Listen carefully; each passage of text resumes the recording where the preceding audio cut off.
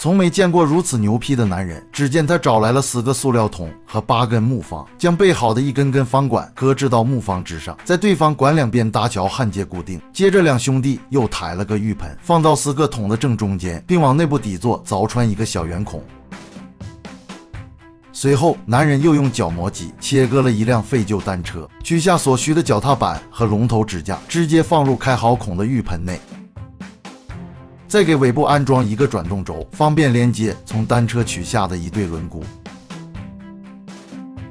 穿入螺丝固定后，男人又找了根大号塑料管，切割所需的一小节就行，直接将其一分为2，这样就能用来固定到单车钢圈上。看到这，你能猜出男人想要制作的是什么吗？最后只需安装配套的链条齿轮盘，直到他下水踩踏的那一刻，终于明白，一款由塑料桶和自行车改造而成的脚踏船就这样成功制作完成了。那么你觉得男人这番独特又新颖的创意怎么样？